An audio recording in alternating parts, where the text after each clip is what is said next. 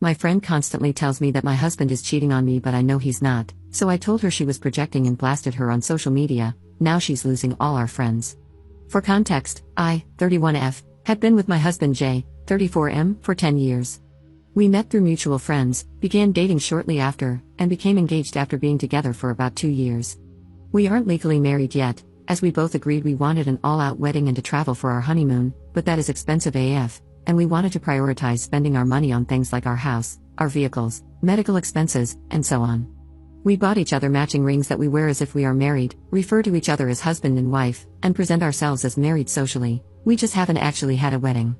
Our families understand this, and since we are both children of divorce, our parents were fine with us not wanting to get married, since their opinion of marriage was somewhat skewed, to put it politely.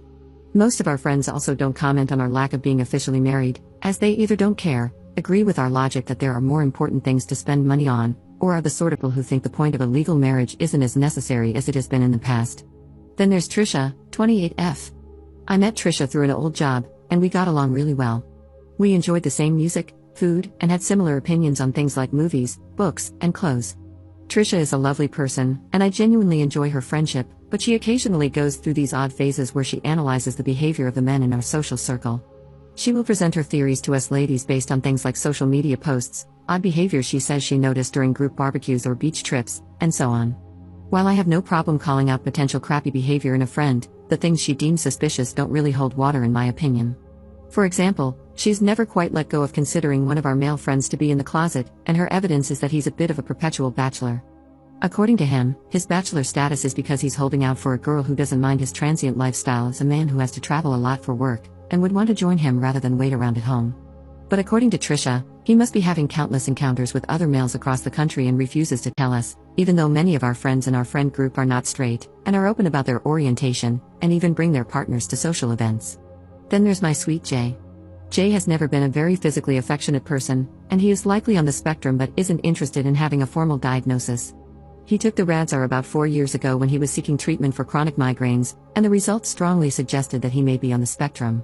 Once he got those results back, he sort of got over the idea of wanting answers for some of his mental health questions, preferring to just go to therapy and work on finding a good treatment for his migraines. According to him, the Radxar was good enough to solve the mystery and provided some closure for him. I didn't press the issue, as the idea of getting on his case about a diagnosis he didn't feel he needed seemed unnecessarily harsh to me. On top of that, Jay loves fishing. When you put these two facts together, hopefully a picture gets painted for you, but I'll clarify anyway. He knows all about the different types of aquatic environments in our area where you can legally fish, when all the different spawning seasons are, what every species eats, how they hunt, and he can even tell what sort of fish is on his hook based on how it feels when he's pulling them in. He can look at a body of water and instantly tell you if fishing will be good that day, and he has never been wrong. It's like living with a fish-based psychic. Since I am an avid lover of seafood, his fishing and pursuit of fish-centric knowledge has only been a boon to me. I can express interest in wanting a fish dinner on Monday morning, and that night, he will bring home and cook up enough fish for us to eat like royalty. He's even excited to catch fish to make into fertilizer for my new rose bushes, since he feels confident he will be able to pull up the perfect food for my new roses. The suspicious activity, according to Trisha, is that he often goes on spur-of-the-moment fishing trips by himself, and can sometimes be gone for hours. He will randomly stand up, say something like, "All right, 'tis fishin' time," and give me a kiss before he hits the road. While I would ordinarily agree that something like that could be suspicious, I know factually that Jay isn't cheating, as he always sends me countless pictures and videos while he's on these trips, as well as calling me on the phone when he's particularly excited about a good catch, how he's trying to get uniquely sneaky fish, a cool bird he saw, things like that. Even if he's gone for 10 hours, my phone will be blowing up for all 10 of those hours with pictures of his sunshine smile next to a fish, or videos of him cheering as he shows me what he's caught on that trip. I adore these pictures, videos, and phone calls since they make my heart so full with how much joy he feels and how at peace he is on the water. I would join him more often, but I usually stay home since it wouldn't be fair to our dogs if both of us left for undefined amounts of time on a whim. Instead, I find my peace in watching through his eyes, and when he comes home, I'm always happy to get the play-by-play of how the trip went while Jay prepares the fish for us to eat. We even have a game now where he quizzes me on what types of fish he caught, and if I win, I get a big hug. None of this is good enough for Trisha. For years now, she has had her suspicions about Jay, but I've always brushed them off as I'm secure in my relationship and trust Jay implicitly. When Trisha first brought her theory to me, I brought it up to Jay, who was genuinely hurt and asked if I shared in her suspicions and wanted him to go fishing less. I told him no, but that I felt he deserved to know what Trisha was telling people about him. He understood and was willing to let sleeping dogs lie. Over the years, as Jay and I kept on keeping on, unmarried and in fishy bliss, Trisha became more and more adamant that not only was Jay cheating, but that the reason we weren't married is that he convinced me to wait for an expensive wedding and he would rather continue cheating during fake fishing trips. Her proof was his random trips, the fact that he doesn't physically touch me a lot when we are in public, and how he never lets me go with him. Countless times, I have shown her the giant folder of fishing pictures and videos on my phone, call logs showing how often we're in communication, and told her that I didn't need to have him grabbing onto me or dangling off of me in public to feel secure with him. I brought up our responsibilities as dog owners to not leave them alone for hours on a whim without the ability to relieve themselves outside. I've even told her multiple times over the years that she's more than welcome to ask Jay if she could tag along on a trip and see for herself how committed he is to fishing, but she always refuses. Again, since Jay has been fine with ignoring the drama, I let it slide, up until about a week ago. Jay was talking about going on a day-long fishing trip with two of our friends, Vince and Maria, who are married, as they had expressed interest in going and saw the trip as a sort of blend between a staycation and a chartered boat trip. Trisha spoke privately with me, saying that I must be happy that Maria is going, since she will be able to ensure that not only Jay can't cheat on me, but also that Vince can't cover for him if he tries to. I'd finally had enough, as now she was dragging poor Vince into this and slandering his character, when all Vince had done is agree to a day trip with an old friend. I told Trisha that she needs to either bring her suspicions directly to Jay and hash it out with him, or let it go, because as far as I'm concerned, she's projecting her issues onto Jay since Trisha can't keep a guy longer than 3 months. While that assessment isn't entirely true, I wanted to hurt her feelings and cut her down to size because that's my sweet Jay she's dragging through the mud. Trisha not only took it personally, but also said that I was just naive and afraid to be single. I told Trisha that she was projecting again since she's a serial dater who scares men off with her wannabe Sherlock Holmes nonsense, and she just can't fathom a man with a real hobby because she only goes after half-baked fake gym bros more interested in their own pecs than what she's got going on and wannabe finance brothers who blow their entire paychecks on crypto. She stopped talking to me after that and hasn't reached out to me since. Granted, I haven't reached out to her either, but I'm mad at her because she was rude. Our friend group doesn't really give this entire situation much weight, saying stuff like, "That's just how she is," or, "What did you expect?" or, "We know Jay isn't cheating, but he's an exception to the rule," and maybe Trisha just doesn't see that. While I was willing to stand my ground at first and not budge on the issue, now I'm wondering if maybe I was too harsh and should apologize for being petty just because I wanted to knock her down a peg and get her to give up on her theories. Update 1. I wanted to give a small update now before I bring the axe down tonight. This will be shorter, as Jay and I will be going fishing together this afternoon after lunch. I showed Jay the original thread, and we had a heart-to-heart that lasted until the wee hours of the morning. Firstly, he wanted me to express his appreciation for all of you, as well as shout out to his fellow fishing enthusiasts. He encourages you all to get out there and try your best, regardless of your success, and to share with him the joy it brings, even if we can't all go fishing together. After going through all of your beautiful words and generous support, we shared our thoughts on the matter not only as a couple, but as two people with different levels of attachment to the individuals in our friend group. We both agree that we had been holding on to these friendships more out of a sense of nostalgia and a desire to be kind, rather than actually examining what these friends brought to the table and whether or not they enriched our lives. We had been distracted by a desire for community and old bonds, sacrificing our comfort and respect not only for ourselves but also for our choice to be together and have a dynamic that some may not view as normal or valid in some capacities. While Jay and I have different views on what certain friends mean to us, we agree that enough is enough, and it's time to not only establish boundaries but also to not give an inch to those who have caused us to come to this, Trisha especially. That said, Jay is a good man, a strong, whip-smart, generous man, and reading the feedback you all provided made me realize something. I am freaking angry. I allowed a venomous waste of air around my sweet Jay. She slandered him, belittled me, devalued what we have, and I allowed it, like some sort of coward. It's going to end now, and I'm ending it my way. I will not be allowing Trisha to slink away from this or have room to twist words to make me look like anything other than a woman with righteous fury regarding the man she vowed to honor and protect. I'm sorry to report I will not be taking the high road, nor will I be handling this with tact and decorum. I'm blowing this biatch's social life sky frickin' high, along with anybody who sides with her. Scorched earth, no prisoners, blood for the blood god. Update 2. I'm going to keep this as brief as possible while still covering it, as there is a lot to cover involving about 15 people, and it's all still hitting the fan. During the fishing trip yesterday, I blocked Trisha on everything and reached out to people to say that Jay and I would be distancing ourselves from Trisha, why we were, and shared what theory Trisha had about them if there was one, along with any screenshots or evidence I had of Trisha talking about them. I also asked a few friends who might know if Trisha might be interested in Jay, as some people pointed out that that might have been a motivation for her to get between us. Here's what's been dug up so far. Matt, The friend Trisha alleged was a secret man lover, confirmed, again, that he is completely straight.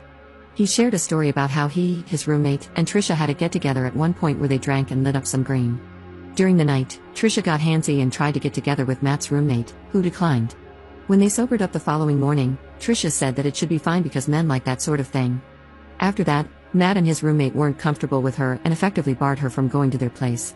Matt suspects this is the origin of the rainbow rumor, and he's chosen to step away from the social group to reevaluate some things. I didn't want to press him, so I left it there. Vince and Maria have gone dark. Maria believed that Trisha was the victim in all of this, and Vince was vague in his responses and seemed to be taking a more hands-off approach, but they stopped responding when another friend sent a screenshot of Trisha alluding to them being into swinging because they have a decorative pineapple on their kitchen counter. Neither of them has anyone blocked, but no one can get a response out of them either. One friend got into an argument with his girlfriend after said girlfriend went through his phone, because of the drama, and found either texts or pictures, I don't know which, that, according to her, proved that he's been sleeping with Trisha on and off. I heard this from his brother, who reached out after the girlfriend left a voicemail saying she's kicking the friend out, and the brother wanted to know what was going on. I'm not sure exactly what's happening there, as that friend has also gone dark, and none of us know the girlfriend very well or have her phone number. One friend came clean about her struggles with prescription pain meds after her mother lost her battle with cancer, because Trisha had been trying to blackmail her into getting dirt on Matt, Jay, and Vince, and was using the substance abuse as leverage. Admittedly, a lot of my attention got diverted after this came to light, because that's a much bigger problem than my beef with Trisha. We are still working on creating a good way for people to be a support system for her moving forward, and that will be what we as a group will focus on from here on out. An old friend of Jay's dropped a nuke by revealing that Trisha tried blowing him in the bathroom during a Friendsgiving dinner we had last year, only to turn around and try to blow a different guy in the bathroom after Chris turned her down. Jay, some other friends, and I created a new Discord server for all of the friends coming out of this drama against Trisha, and so far, it's just been a lot of comparing dates, texts, and Discord DMs, but it looks like Trisha has been trying to either sleep with or break up every guy in the friend group, as well as either get rid of or get leverage on every girlfriend in the group. Either way, we have bigger fish to fry now. It's time to put this all behind us and help our friend who really needs it. Thank you all for your kind words and helpful advice, even the harsh stuff. My husband stole a family heirloom from me and gave it to his sister. Now he needs to look for a new wife because I refused to stay in his life. When I was 5, my Nana gave me her tea set. It had been given to her by her mother. Since my Nana had no daughters of her own and I was the only girl among her 11 grandchildren, she gave it to me. It's a full-blown china set. I don't know if it has monetary value, but its sentimental value is immeasurable. I have had it, kept it, and used it for nearly 28 years, and I wanted to pass it down to my own daughter or granddaughter one day. My husband knows all this. His sister and her family came to stay with us for a week. Whenever I have little girls over, I pull out my tea set for a tea party. I make tea sandwiches, scones, cakes, and biscuits. My Nana made tea parties a big deal with me, and I carry that on, so my sister-in-law, her daughter, and I had an afternoon tea party. It was a couple of weeks after that I had my friend and her daughters coming to visit, and of course, I planned a tea party. On the morning of, I baked, made sandwiches, and went to pull out my tea set, but it was gone. I keep it in a cabinet in my kitchen. I wash it and put it away every time until the next time. I went a little mad looking for it. The visit came and went. I spent days tearing my house apart looking for it. Every cabinet, drawer, cupboard, the whole house was turned inside out. My husband even helped me. He was insistent that it couldn't have grown feet and walked away on its own. That's what gets to me.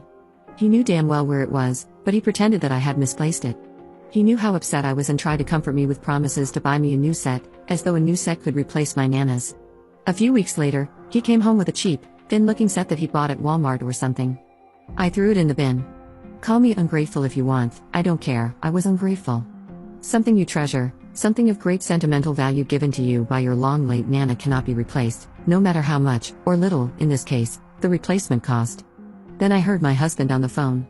I heard him say that when we visit, to put it away and tell Melly not to mention it because I'm still upset about it. He didn't say the words tea set, but I knew that's what he was talking about. I walked in while he was still on the phone and called him a thief. He was like a deer in headlights. He quickly hung up and tried to explain, but I wouldn't hear it. I told him to get it back. His sister called me, and I called her a thief. I told her to return it in the same condition she took it, or I would be calling the police, then I hung up on her. My husband tried reasoning with me. He told me his niece loved it so much and that kind of thing really is for little girls. He said he was going to talk to me about leaving it to her anyway, so where is the harm that she has it now? He said I was too old to be playing around with kids' toys and I really should grow up. He said I was immature and it means nothing. What he meant is that it means nothing to him, so I should forget it. The next day, I not only went to the police to report the theft, but I also called my brother who lives in the same city as my husband's sister. My brother went around and got my tea set. My husband was livid and spent a couple of days calling me a lot of derogatory names. His tune changed when he came home to find me packing my stuff. He stole from me, pretended he didn't know anything about it, insulted me, and tried to gaslight me. Now he's saying how sorry he is, and that we can work this out. I don't think we can. I look at him and see someone who steals from me, lies to me, makes me feel small, someone untrustworthy who doesn't care about me. 2 of my brothers will be here tomorrow to help me move. I'm taking everything that means anything to me because I don't think I'll see any of it again if I leave it all with him. We can fight it out in court about the rest. I've been told that I'm overreacting to leave him over a tea set, but it's not just a tea set. It's my Nana's history, it's my history. It's years of happy memories with her, with my mother, and other female relatives, friends. He stole all that from me when he gave it away. Commenter. I think the sister-in-law just told him she wanted it for the niece. She has to know it's valuable, so I bet she kept it in a safe place so the kid wouldn't break it and she could sell it. I believe you are onto something there. When my brother went to get it back, she gave it to him in a box, and all the individual pieces were wrapped in bubble wrap. She had my tea set for a long time. Long enough to give it to her daughter. I wonder if any other things of yours, things you don't use as often, have been given away. Maybe he started small, and you didn't notice. While packing, I have noticed other things missing. Small things in terms of their significance to me. For example, a bracelet my brother and sister-in-law bought me a year or so ago. The last time I wore it was a couple of months ago, but I've not seen it while packing my things. I've started listing down jewelry, clothes, some vinyl records, and other stuff that I can't find but know I definitely own. Update 1. Just a tiny one because it's only been 4 days, but my inbox is collapsing under all the message requests for an update. I have moved out, 2 of my brothers and 2 of my cousins helped me move. I took videos pre, during, and post my leaving. There was some unpleasantness prior to their arrival, but their arrival saw its end. They came with a moving truck, and all I had packed was some luggage with my clothes and a few boxes of other stuff, but they filled that truck, and I have the soon-to-be ex on video helping them, laughing with them, but when I gave him my house keys, he was not looking at me with any love or regret. The plan was to move back in with my parents, but all my brothers, my 2 cousins that helped me move, and another cousin had a meeting of the minds on FaceTime the night before coming to help me. My brother who retrieved my tea set opened his big mouth about the tea set situation, and they've become suspicious of just about everything. Due to those suspicions, they decided my plan was rubbish and came up with one of their own. I was moved into the 3rd cousin's home. He has top-notch security, cameras, sensors, monitoring, you name it, he probably has it. My brothers have not let up about their suspicions, but suspicions are all they have, and I'm going to see that it stays that way. I am not going to tell them anything. I love my brothers and I love my cousins. I do not want to spend the rest of my life visiting them in jail. I've taken some of the advice people offered. Saving the videos and going through old footage, making a missing items list and looking for photo evidence of these items. I have already spoken to my uncle's wife, the divorce lawyer. I was going to go with someone else because she's family, but she's bound by lawyer-client privilege. I have not blocked him, so all the voicemail and SMS and Facebook Messenger messages he's sending are getting through and being saved. I'm sure I'm leaving stuff out, but that will have to do for now. I have moved out, I am safe. Thank you everyone, I'll let you know when I have more to tell. My husband fell in love with his gamer girlfriend and wants an open marriage so he can still live with me and the kids but still have his fun with her. I, 33F, have been married to my husband, 34M, for 4 years, and we've been together for 12 years. After a lot of financial struggle, we bought a house, and we are now planning to have kids. The thing is, a few months ago, my husband fell sick and had to stay home for a while. He decided to pick up an online game and started having weekly sessions with a group of players. Among them is a girl, 30ish I think, and long story short, he fell in love with her. He broke down crying a month ago and admitted it. He told me it built up so gradually he didn't understand how he felt until it was too late. They started texting privately after meeting, and eventually had one-on-one calls together. Then at some point, he said she told him she was in love with him, and he realized it was mutual. He said he told her it was impossible but loved her too. They tried to be just friends, but they couldn't resist and continued to show affection for each other and slowly ventured into dirty texting. She asked if she could meet him face to face, but he refused. So, he told me all of this, apologized over and over again, and told me he couldn't control himself. While he loved us both, he assured me that he would choose me no matter what. I was still very upset and slept at a friend's that night to gather my thoughts. I decided to forgive him because he clearly felt guilt and wanted to work it out. I told him that while I was deeply hurt, I still appreciated him coming forward to me and being honest about what happened. We got into long conversations about how we were feeling in our relationship. I accepted that he could love someone else but said I didn't like how he handled it, and he agreed. Then yesterday, he asked if I was comfortable opening up the marriage to polyamory. He said he still wanted to live with me and have kids but couldn't erase nor ignore the feelings he has for her. He says he wants to do it right and let us both see other people, with clear boundaries and communication, and still be present for one another. I'm gonna be honest, it made me very uncomfortable at first. We have several friends who are poly, and I know more or less how it works, but I never really thought about getting into it myself. I am not against it, it just never crossed my mind before. I'm trying to think it through, but it's a lot to take in. Sorry, my writing is probably messy, but it's kind of hard to focus. I guess it's too early to decide, and we have a lot more to discuss beforehand, but still, could you guys give me your opinions on this? Thanks a lot. Update 1. Hey guys, sorry I didn't reply to all your comments. I'm very thankful for them, they helped me realize hard, but fair, truths about the whole situation. I waited for a bit to think about it all and had multiple long discussions with my husband. I wanted to confront him before making a final decision. To answer some of your questions, the other girl wanted to meet him, but they never did. Partly because my husband refused, but honestly, mostly because she lives too far from here. I still got checked for STDs, though, and I'm clean. As for our polyamory friends, they apparently were the ones who suggested him to go down the polyamory road. I stopped talking to them for now, I'll deal with the bigger problem first. I told him his actions hurt me deeply and that while I appreciated him admitting his affair, it was still infidelity. I told him what you guys said, that turning it into polyamory was merely greenlighting the affair after the fact, that polyamory should be built on mutual trust and communication, which he already broke, and that I didn't feel respected. It destroyed him. He said he already knew, deep down, but didn't want to admit it, neither to me nor to himself. We both screamed and cried a lot. He finally admitted he wanted to open the marriage for selfish reasons. He is very sorry. He cut off contact with the other girl, let me fully access his computer and phone, and now wants to go to counseling to repair our relationship and marriage. He is showing me a lot of affection and attention since then, although he admits himself it's sometimes out of guilt and not just out of pure love. And now I want to make it work too, but do I really? Maybe it's the sunk cost fallacy, I don't know. Our first session is in 2 months, the earliest we could get, and every day I change my mind. Literally yesterday I wanted to leave him, while today I think it's worth giving it a try. Because we've known each other for so long, we understand each other on a very deep level, share a lot of interests, and have already built so much together. He was there for me during hard parts of my life, and he took responsibility for his actions and is really trying. Plus, if I leave him, I'd have to start my life nearly from scratch, find a new place to live, and go back into dating for the first time in 12 years. I don't want to lose everything, it sounds very hard and scary. Am I not too old for this? But at the same time, that's a form of denial, isn't it? It doesn't matter if those years were good, it's not going to be the same. Even if he gains my trust back, even if I forgive him, I'll never forget. I think he is genuinely remorseful, but isn't it too late for that? I'm too empathetic, him being present now doesn't erase what was done.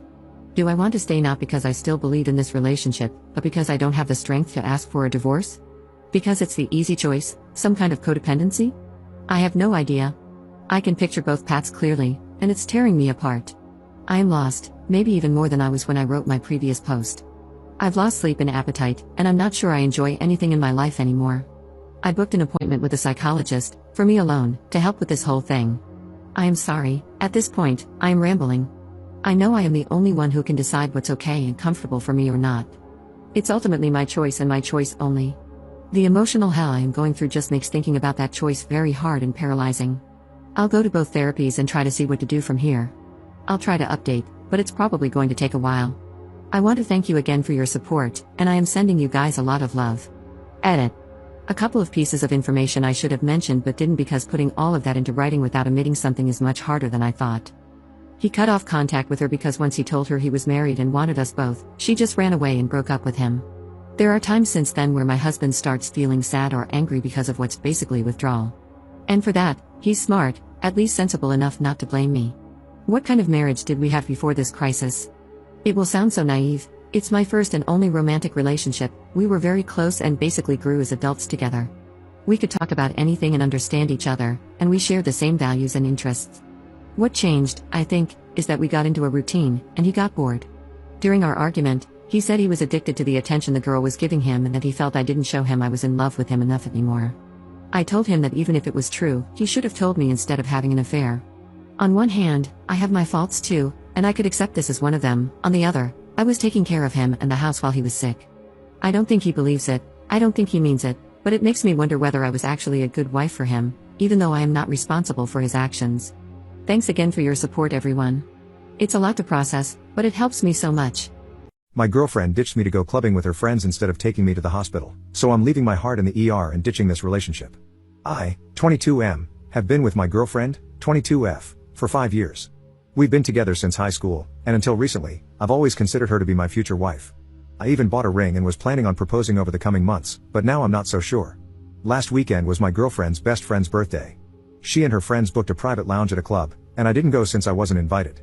I hate clubbing and things associated with that anyway, so I didn't really care. I was actually looking forward to spending an evening alone and just binging Netflix or something. Well, my girlfriend left around 9 p.m., and I just crashed on the couch and watched some YouTube.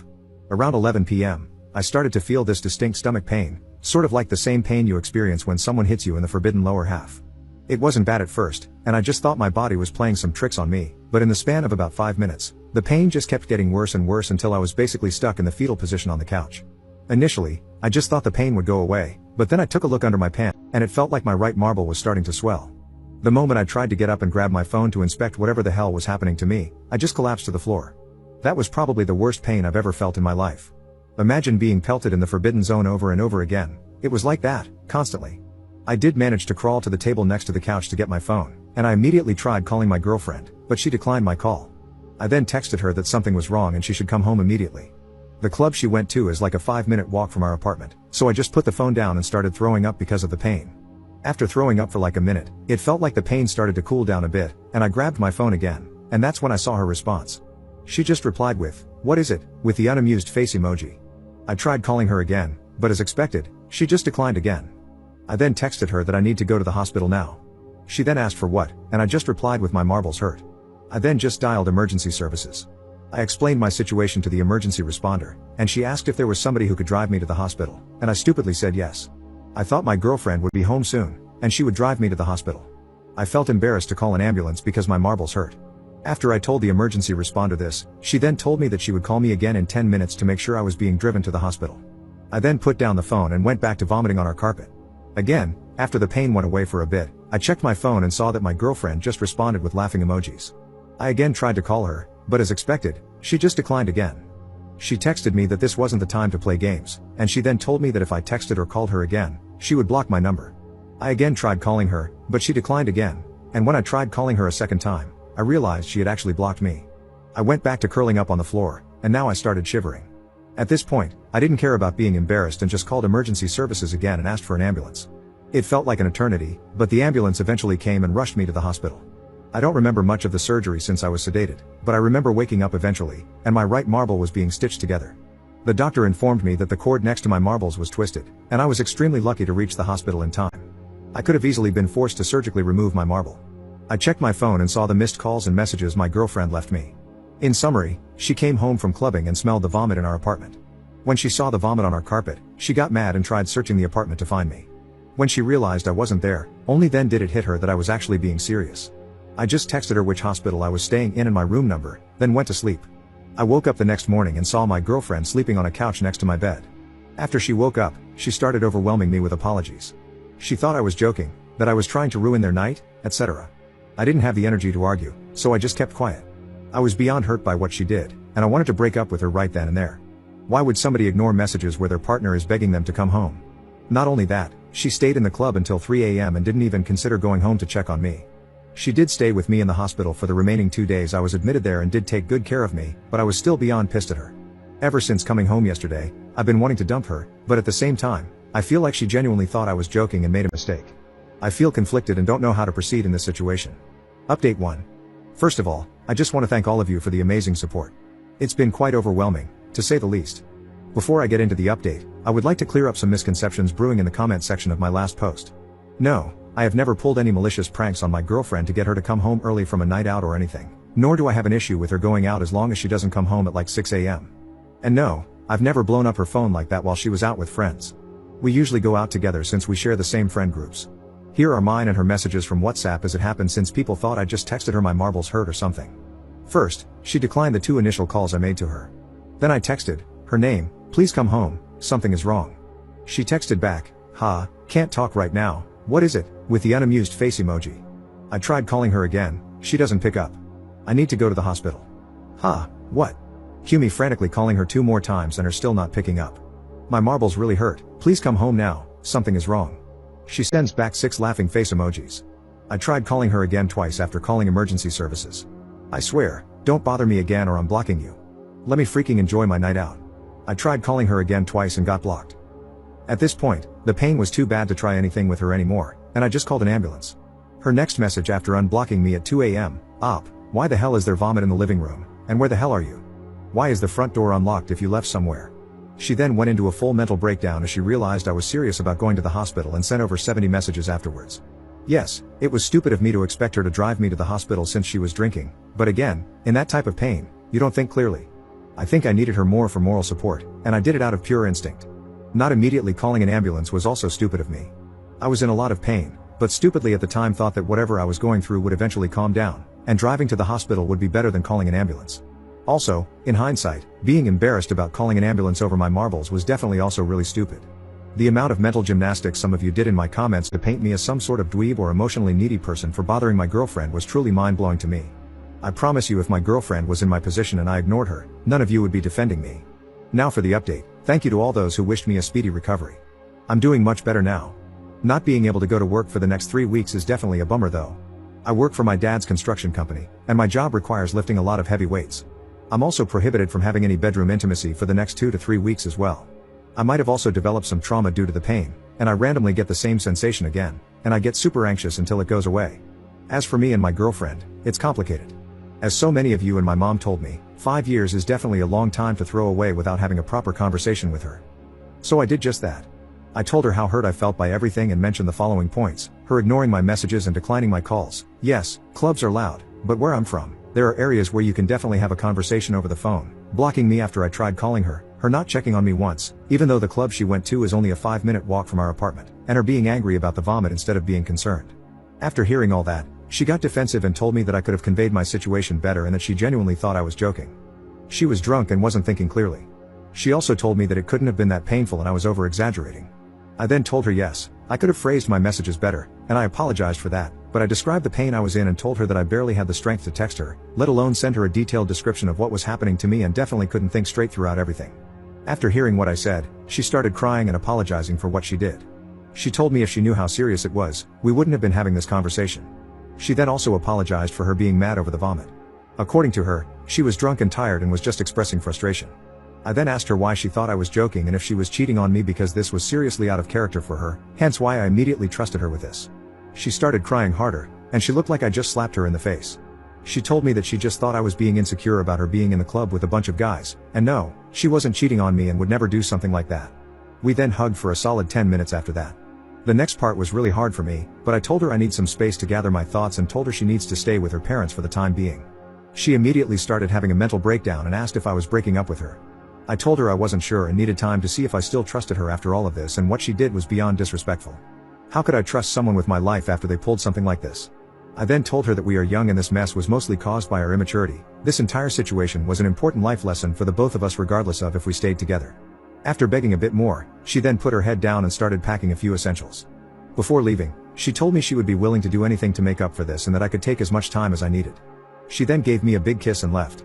That was 2 days ago, and this is where we currently stand. I still give her updates on my healing, but besides that, we don't contact each other. I'm really torn right now. I still don't have that trust in her, but her owning up to her mistake shows that she knows she messed up and is remorseful. This is definitely something out of the ordinary for her, but there will have to be major boundaries and new rules set. I can think of the following. 1. If she blocks me again for whatever reason, she's blocking herself from ever seeing me again. 2. Ignoring my messages will not be tolerated anymore. 3. If she goes out alone again, she has to pick up if I call regardless of the situation. 4. As many of you suggested, having an emergency code like hospital or something would probably have to be implemented. I'm not going to abuse any of these boundaries, but I just want peace of mind knowing that my partner has my best interest at heart even when she is physically not around me, but I don't know. Again, I just want to thank you guys for everything, and this whole experience was definitely an eye-opener for me. Op in the comments. I can't trust her in a situation where I am seriously ill, and that's my biggest concern out of everything. We have been best friends for 12 years, together for 5, and I love her dearly. As it stands now, it's really unlikely that I will get back together with her. My sister planned her bachelorette party at an adult entertainment club and blew up the relationships of all her friends. For some reason, my 32F sister, 23F, and her fiancé, 25M, decided that the very best way to celebrate before getting married was to have a joint bachelor/bachelorette party, and where else besides at an adult entertainment club, you know, the one where ladies are dancing around a pole. They also hired a bus limo for the evening. The aftermath was, thus far, 3 breakups, 4 people dropping out of the wedding party, 1 impending divorce, and 1 arrest. The cleaning bill for the limo was more than the original rental fee as well. She was crying to our mom at dinner the other day, and I snorted. I tried not to, I honestly did. I was trying my best to just keep my mouth shut. She asked me what was so funny. I said that I wasn't sure what she expected to happen, getting a group of people drunk, using illicit substances, and getting pent up watching exotic dancers. She said that I was a jerk for judging her and her friends. I said I wasn't judging, just that literally anyone could have seen that outcome. My mom told me to apologize because my sister is having to replace most of her wedding party on the fly. I did, but I still think I'm right. What do you think? Up in the comments. Fine, the maid of honor and her boyfriend did not break up. The other bridesmaid, who is married, was in an Eiffel Tower with 2 of the groomsmen. 1 groomsman has dropped out along with the bridesmaid. Her husband has left her because I guess this isn't the first time. The other groomsman in that group has no craps to give and will be attending. We are lucky that by the time the cops showed up, everything illegal had been taken, eaten, ingested, or swallowed. I stayed mostly sober and stayed with my sister all night so she could party and not do anything too stupid. My husband also attended, and I had tasked him with keeping an eye on the groom. He decided the best way to keep the groom out of trouble was to get him pants crapping drunk, which he accomplished with the only casualty being some underwear, a sock, and a pair of Levi's. The bus limo came out as the worst victim in this whole debacle. It needs a biohazard cleanup and maybe some upholstery replaced. My dad was understandably pissed. After reading the comments, I went to see my sister this morning and gave a more sincere apology.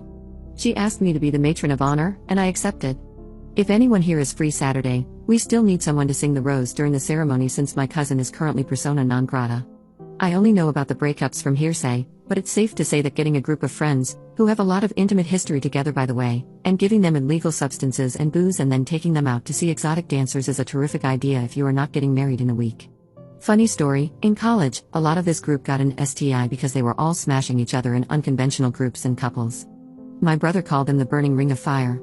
That's basically it. 3 guys and 4 girls were in rotating relationships, and nobody said anything until one went outside the group and introduced the clam to the group. Hence, the burning ring of fire. Update 1. If you were hoping for more debauchery, you will be sorely disappointed. My father and husband had a talk with several of the miscreants who would be attending the wedding and put the fear of, if not God, then at least them into the children. We found someone to sing the rose, and my husband stepped in as a groomsman. As I commented, I did apologize to my sister for my insensitive snort and comment, and I was her matron of honor. We also got a couple of girls to fill in for the missing bridesmaids. The wedding went off beautifully, and when everything was said and done, the only real consequences were 1 divorce that was probably going to happen anyway, 1 arrest that will likely be plead to a misdemeanor, and 1 pair of underwear, 1 sock, and a pair of jeans. Sorry to disappoint, but nothing much of note happened at the wedding or reception. Update 2. An update on my post from 7 months ago for all the people asking for more information. The divorce is final. Thank God the only children involved were the adults in their mid-20s who decided that was appropriate behavior. She is dating one of the guys from the Eiffel Tower. The other guy and his girlfriend are friends with a happy couple. My cousin and my sister made up after a few months of iciness in their relationship. My cousin is performing in a touring production of a Broadway musical. We are all proud of her career if not her choices for classy wedding behavior. My brother-in-law has been sober since the wedding. I guess ruining his underwear, a sock, and his favorite pair of jeans was a wake-up call for his drinking problems. My sister is happy that he has made that choice as they are expecting their first child in about 2 months. My husband, who has retired from all his rodeo shenanigans, is trying to convince me that we should go to Spain so he can try running with the bulls. They are smaller than the ones he used to ride, so he feels confident he can do it. So it seems like my sister is not the only person in my life who can't imagine consequences. I'm going to try and talk him into going to see it first before he decides to participate. And last but not least, the maid of honor that dropped out of my sister's wedding party is getting married to the boyfriend that got arrested trying to break into the bus limo. They are having very separate bachelor/bachelorette parties. The girls are going to Branson, which was described as Vegas if it was run by Ned Flanders. The boys are going to go golfing in Myrtle Beach. My husband and I are invited and will attend. I asked my husband not to get involved if anything crazy kicks off. Thanks for checking in. I think that covers everything. My husband wants to completely ignore his child from another relationship, and I love that for him, but my mother-in-law is trying to force us to bond with her. My husband, 42M, and I, 36F, have a very solid relationship. We have been together for about 13 years and have no children, but we are very active in my nephew's, 4M, life. For some background, my husband has a child, 16F, Laura, with whom only my mother-in-law and, to some degree, father-in-law have a relationship within his nuclear family. The reason being, she was conceived when her mom poked small holes in the condoms. It was a whole drama, and my mother-in-law begged my husband to have a relationship with Laura, but he simply couldn't. He even had to get psychiatric help in order to cope with it. The mom admitted she did it so he would stay with her due to responsibility, but it did not work. He pays child support because the law mandates it, but nothing more. I didn't hear about this news from my husband but from my mother-in-law, and she emphasized that she liked me a lot and hoped I would be a good enough person to foster a relationship between my husband and Laura. I was flabbergasted and asked my now husband it because my mother-in-law made it seem so different than the truth. He explained he was going to tell me before we moved in together, and to be fair, he kind of had already given me little bits of information here and there. He explained the whole situation and even told me I could go to therapy with him and see the psychiatric information if I wanted, but things were not as my mother-in-law said. His sister confirmed this as well and explained that this issue was the reason she was not as close to her parents anymore. Things went okayish for some time, and even the wedding went without issues. We all have several boundaries, and my mother-in-law more or less respects them, although she still has constant communication with Laura and her mom. We have had several cycles of very low contact with her. But things went into overdrive once my sister-in-law got pregnant with Mark. My mother-in-law started telling everybody it was not her first grandchild and all that cryptic stuff. My husband was so uncomfortable about it. She pushed for Laura to be involved in birthday parties, christenings, etc., but we all said no. She also invited both of them to her birthday party a couple of times, and we simply did not attend. Now, the new issue is that Laura has been so sad for not having her bio dad in her life, and my mother-in-law pressed my husband to do right by her. My husband said no and left immediately. I stayed while grabbing our stuff since I had brought food and told her it was not going to happen.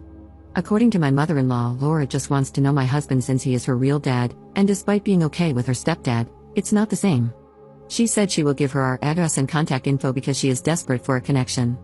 I told her I would call the police on all of them, and I said my sister-in-law will be very upset with her when she hears of this and to not be surprised to get less access to Mark.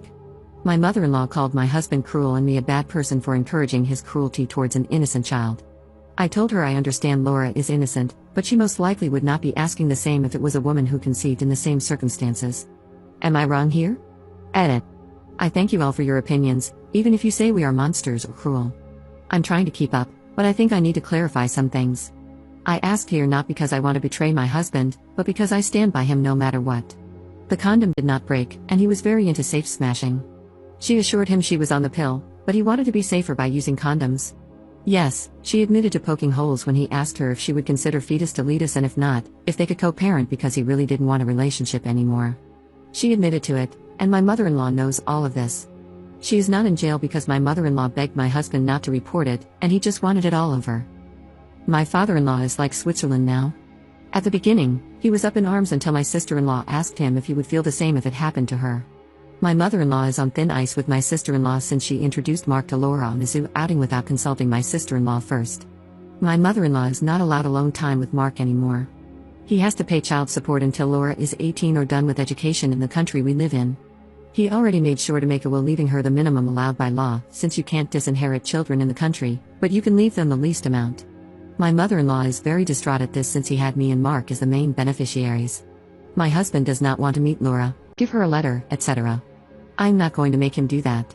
I do believe my mother-in-law is pushing harder since Mark was born because my husband is amazing with him. We even took him on a trip recently, and we are very loving towards him. We also spend a bunch on him because we want to. We own our place, but it's all in my name for obvious reasons. I don't know if Laura knows, but I would never tell her because it is not my place, and despite everything, I think it is horrible to learn and worse from someone you don't even know. Update 1.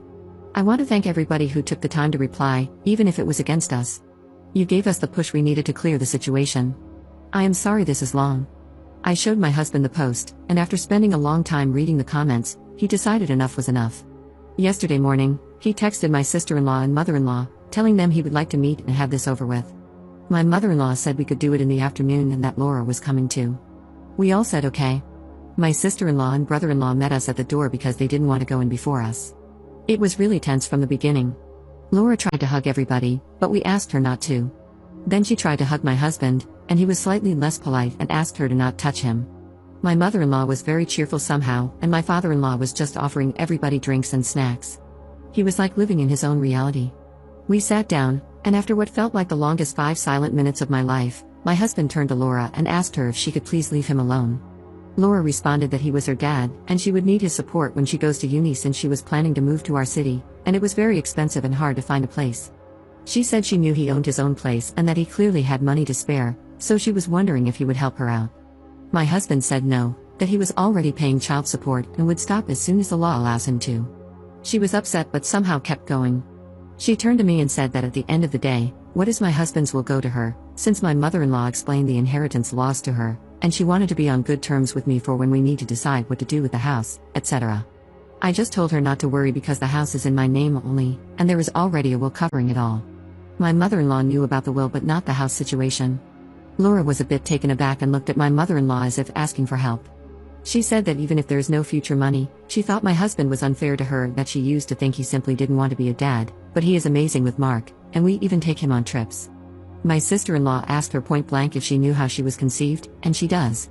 Laura knows everything and says that while it was not the nicest way, her mom wanted her so badly that made it happen. She said my sister-in-law should understand because she is her cousin, and she would love a relationship with him. My sister-in-law was seething, and my brother-in-law told Laura he will literally call the cops if she tries to get near Mark. She started crying, saying that she wanted her family to love her and be as awesome as everybody is with Mark, and that it is not her fault. Her mom is not a bad person, she just wanted a family, and my husband denied them that. My husband said that it was the lying and the deception that cost the relationship, not him. If there was an honest mistake, things would have been different. He told her he will never be her dad and she needs therapy. He said that she could get a job instead of expecting him to pay for her life in the long term, and that he is not willing to have contact after today. My mother-in-law started begging both her kids not to go and maybe do family therapy. They both said they are going no contact with her, and my father-in-law is on thin ice. My mother-in-law is blocked everywhere. I guess this is it, no contact with my mother-in-law from all of us. My sister-in-law and husband seemed actually pretty happy with the decision. We had dinner together, and the topic was dropped after a couple of minutes, and we focused on other stuff. I'm sorry there is no Disney ending, but this is for the best, and I still support my husband's mental health above all. Edit. I think I would like to play a little devil's advocate regarding the money. When Mark was born, we started being very active in his life. We have yearly passes to the zoo, get him nice things, pick him up from daycare twice a week, took him to Disneyland Paris, etc. I believe my mother-in-law was showing her pictures, and that is why it came out like this, or at least it is my assumption of it. Her mom is not poor by any means, but she does have 2 other kids. Our city is very popular for student life, which makes it that much more expensive. My husband and I are not interested in having children of our own, we simply are ambivalent about the issue. I know it might have made my mother-in-law even more eager to have a relationship with Laura. We were giving her pocket money for some time, but we have decided to stop that as well and let her figure things out with her pension alone. I don't think we will have anything else to update in this case other than if Laura or my mother-in-law come around Mark, but I highly doubt this will happen. As much as we don't want a relationship with any of them, these are a teenager and a pensioner, not criminal masterminds. My girlfriend went way too far pranking her male friend, and now I'm wondering if the pranks are leading to something else. I, 24M, have been with my girlfriend, 24F, for 2 years now, and she has this one male friend, Declan, 24M, that she recently met. I'm not his biggest fan, but I didn't want to impede on the friendship. So she told me last week that Declan pranked her by calling her up and pretending to be Jack Nicholson with one of those soundboards, so she wants to get him back. So as a joke, the next time we were over at his place, she used his landline to call an intimate hotline that charged by the minute and then just left the phone there. Declan gets charged like $200 for it. Declan strikes back at her again, and at this point, they're still just being goofy, and I don't really mind. He comes over to her place for a party she was throwing, then hides this creepy headless doll in her closet. She finds it, freaks out, but then starts laughing. Now she wants to prank Declan even harder, so she knows he's scared of clowns and she literally makes this giant papier-mâché clown statue that's hollow on the inside. She wants to put it in his house, apparently his roommate will let her in or something, then hide in it all night and then pop out of it as soon as he notices it. So, I tell her this seems a little extreme, but she does it anyway. Fast forward to that night. I get a call from my girlfriend because Declan apparently socked her in the face as soon as he saw her pop out of the clown thing, totally as a knee-jerk reaction because he didn't know it was her. Her nose wound up getting broken, and she had to go to the hospital. Now she's fine, although she is still wearing a splint, but she wants to continue pranking Declan. At this point, should I put my foot down? She is actually getting injured, and it makes me wonder if she just likes being around him so much that she is using the pranks as an excuse. Update 1. Didn't think I'd have to do an update so soon after posting my original post, but here goes. I talked to my girlfriend about Declan, and I told her that the pranks are getting dangerous, and she is unreasonably close to a guy she's only known for such a short amount of time. She refers to him as her brother and her BFF, but it's literally been 5 months. I thought she would react in a mature way, but instead she said almost word for word, "This is why I'm always pranking Declan." At least Declan has a good sense of humor. I wouldn't even need to hang out with Declan if you weren't so uptight. So, at least now I have confirmation that she hangs out with Declan specifically because she thinks I am not good enough. We wind up having a screaming match, and the door rings so she goes to get it. It's this guy in a giant gorilla costume, who barges in and starts riding all our furniture. Immediately, I assume it's Declan, so I swing and deck him in the face. He takes off the mask. It's Declan's roommate, Chad. Apparently, Declan paid Chad $100 to scare us in the gorilla suit as a diversion, because he was right behind Chad. While Chad was riding our furniture, Declan snuck into our bedroom and put him underneath the mattress cover. So I tell both of these dudes to get out and stop pranking us. I thought I was finally standing up to Declan when finally my girlfriend tells me that the prank was hilarious, and she's going to give me time to cool off. She leaves with Chad and Declan, and keep in mind Chad's nose is still bleeding, and he's wearing the gorilla suit. I haven't heard from her yet today, but I saw her post a picture of a bagel on Instagram this morning, so I know she's awake. I still don't know where she slept last night or what happened with Declan. I want to break up because I'm so angry, but weirdly enough I still really love her, I can't help it, and I don't want to waste 2 years. Update 2. Sorry for updating so late, a lot has happened, and it was the 4th of July weekend. The night of my previous post, I broke up with my girlfriend. I told her pretty much exactly what was suggested. I even told her that I thought her behavior with Declan was already an emotional affair, if not a physical one. Not surprisingly, she flipped out at me and told me I was being emotionally abusive and controlling. She told me that every ex-boyfriend she's had has been emotionally abusive, and I fall right into that category. Okay lol. Because she's only kind of living with me and technically not on the lease, it was pretty easy to kick her out. I wasn't sure if she was going to return to her old roommate, who has most of her stuff, or if she'd start living with Declan and Chad. When I asked her if she was going to move in with Declan, she told me it was no longer my business. Anyway, so that night I tried to relax. I was pretty upset but pretty sure in my decision to dump her, and I felt like I could start anew, meet someone else, etc. Then I got a bunch of random calls on my phone from a restricted number. When I picked up, nobody was there. So I turned my phone on silent, figuring this was one of her immature schemes. To be honest, I still don't know who did it, I'm just assuming her or Declan, and in the morning, I had 60 missed calls from restricted numbers. In the morning, I actually got a text from Declan asking to come over to pick up my girlfriend's stuff. So yes, she moved in with him. I tried to be civil because I really just wanted to get her stuff out of my apartment, but I also wanted closure, so when he got here, I just told him that his relationship with her directly influenced the breakup, and that I know they're together now. Now, this is where things get weird. Declan looks at me, surprised, and tells me that he doesn't think my girlfriend is into him and that he definitely isn't into her. I told him to cut the crap, that it doesn't matter anymore. He seemed to be getting anxious and panicky, so I told him to calm down. I wasn't going to hurt him, I just wanted to know the deal.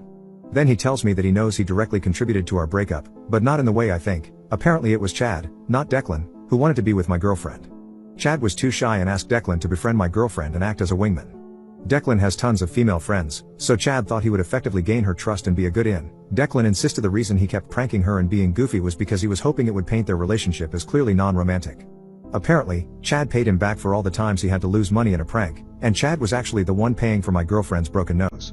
I told him, well, that was a stupid plan because my girlfriend moved in with you specifically to be with you, so that sucks for all three of you.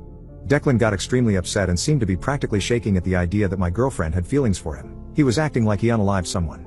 So now my girlfriend, well ex, is living with the guy she has a crush on, who has no feelings for her, and a guy who has a crush on her but was too creepy and weird to say it. I hope they all have fun together. My wife paid for a massage even though I told her not to be intimate with another man. Now everyone is saying divorcing her is stupid and that I'm going too far. For some context, my soon-to-be ex-wife and I are both in our late 30s, and we've been together for 12 years and married for 10. We don't smash anymore, and I'd say our bedroom life is the equivalent of a barren wasteland. It was completely dry for 6 months before I filed for divorce, and it was on life support for 5 to 6 years before that. We both wanted to be younger parents and wanted 2 kids, and we conceived our daughter almost immediately after getting married. When she was 6 months old, we started trying to have the second child. It never happened. After 3 years, we started seeing fertility specialists and found out we both have pretty serious reproductive issues. The doctor told us our daughter was nothing short of a miracle and said it was against all odds that we not only conceived but carried to term. It was after this that our bedroom life began to seriously decline. Initially, I thought it was just the pain of finding out and knowing we wouldn't be able to afford the fertility options, and figured it would get better over time. It never did, it only got worse. 5 years ago, I would say we smashed 15 to 20 times that year, In 2023, we smashed 3 times. I have tried everything to improve this, spicing things up, talking, suggesting counseling. I more than pull my weight around the house. We both work basically the same hours. I'm telling you this because the usual stuff I read on Reddit about how the wife does it all is not even close to true. Over time, I have grown more and more resentful. The thing that makes me the most resentful is that she knows I have a high bedroom drive and just doesn't care. I, on the other hand, know she loves to be massaged and never withhold that from her. I probably massage her around 325 times a year. Almost every night, I will massage her calves, shins, ankles, and feet. 4 to 5 nights a month, I will go big and give her a full body massage. I noticed that giving these extensive massages was the best way to lead to smashing. I did them more often a few years ago, but not as much now. The success rate was never that great, maybe 20% of the time, but in the last 2 years, we are definitely in the single digits. When we hit the 4-month mark of absolutely no smashing, I decided I wasn't going to massage her ever again. It only took 3 days for her to notice, and she asked me to. I told her no, and I got angry. I said, "Why should I, when you don't give a damn about what I want?" Obviously, not my finest moment, and a huge argument followed. Things got ice cold at home, but I wasn't giving in. I was tired of all of it. A few weeks ago, she told me, "Fine, I will just start seeing a professional masseuse." I replied, "Then I will start seeing smash workers." "That's cheating." "Fine, I won't, but you will not get a massage from anyone else. That is also cheating." "You're being ridiculous." "No, it's being touched in an intimate way by another person. If I can't have that, neither can you, and I swear to God if you do, I will file for divorce that day." The following weekend, she went to get her nails done. I knew how long it takes for her to get her nails done. She came back almost an hour and a half later than I expected. She didn't say anything, she just acted normal. I checked her credit card app on my phone, and sure enough, there was a $95 charge to the massage therapist in the same strip mall as the nail salon. I lost it, and when I did, so did she. I think we both let out years of frustration on each other. True to my word, though, I called a divorce lawyer on Monday. The only part that upset me was when my lawyer said, based on these circumstances, I couldn't list infidelity as the reason for divorce and had to go with irreconcilable differences. Anyway, she has been telling people we are divorcing because she got a massage. Since then, I have had a number of family members and friends call me and say I'm a jerk. Some of them, even when I tell them my real reasons, still think I'm a jerk and that my reasons aren't good enough. Personally, I think getting a massage when told not to is plenty of reasoning. Personal note, I reread this, and I know it comes off angry. But I am angry at myself for wasting so many years. But I'm also angry because this was just the ultimate screw you. She just went and did it anyway and didn't even try to hide it. Literally went to the same place next to the nail salon and used her credit card, which I pay, like I wasn't going to see the charge. Edit. Most of you are correct, this isn't about a massage. I could honestly care less about the massage. That was simply what I fixated on after I finally broke. Now, to those who like to ride the assumption train or, for some reason, just create your own narrative based on who knows what, I did not just massage my wife to smash.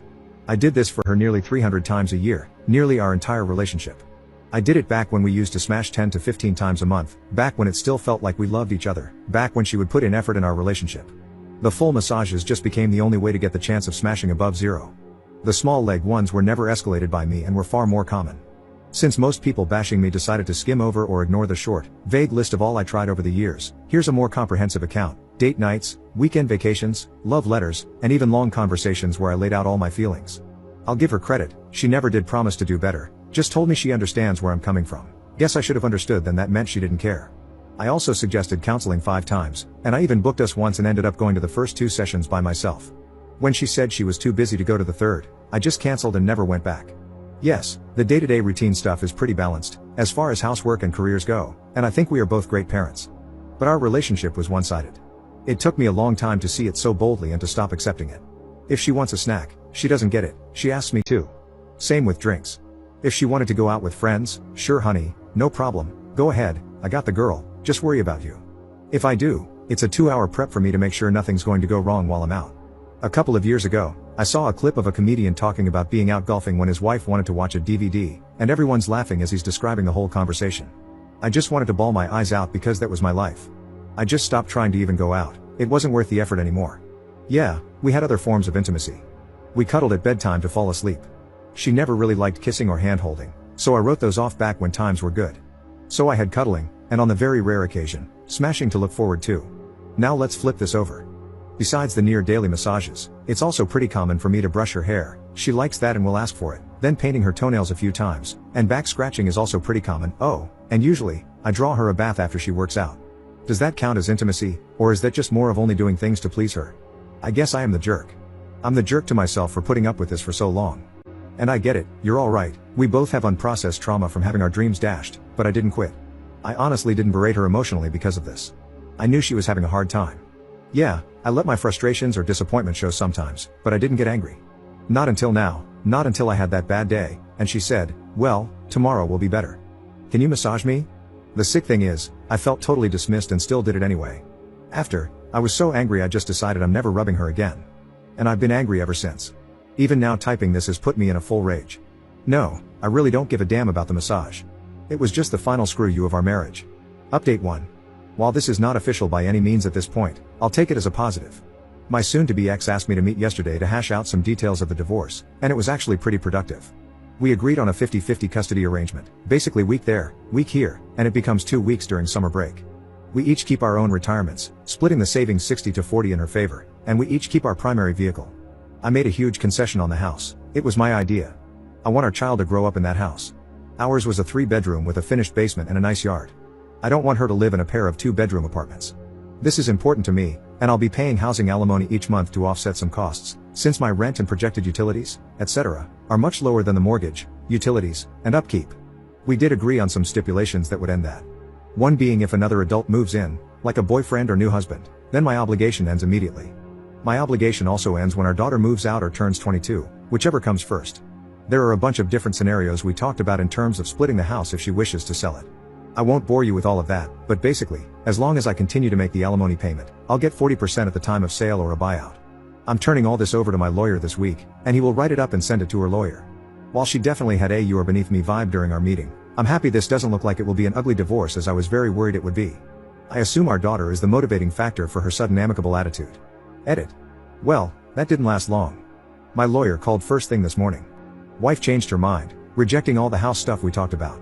She says she wants to sell and move into something smaller. She is only rejecting the house agreements, the custody agreement is not being rejected. I told my lawyer, fine, I'm done. Then I gave him the offer from my side, 50-50 custody, 50-50 split of house sale. I'll still go 60-40 on savings. I know some of you say this is dumb and unfair, but I have my reasons, and they all revolve around our daughter. I'm actually fine with this, not even upset that she wasted 4 hours of our time on Saturday. Just ready to be done. After my initial tirade, I have really come into a good place. It's like I spent years carrying around a backpack of stones, and I finally decided to put it down. Commenter. I don't understand the 60-40 savings. If it revolves around your daughter, and you're 50-50 on custody, you having the money is the same as your wife having it, unless she has more responsible spending practices or something. Okay, I've paid all the bills our whole marriage. I don't mean my money, we both work. I mean I've been the person in charge of making sure things get paid. I also don't really spend a lot on myself month to month. Sure, I do some, but she is definitely more of a spender. I'd rather give her some more buffer while she learns how to manage finances, because yeah, I think she's going to mess up. Maybe I'm wrong, but this woman hasn't thought about bills or budgets in years. And I don't mean to say she is irresponsible, she's not. She wasn't a crazy spender or anything. Maybe I'm being irrationally accommodating. Also, I really need to stress we aren't rich people. This isn't some gigantic amount of money we're debating here. In all honesty, if she feels like she's winning and we divorce faster, I'll consider it money well spent.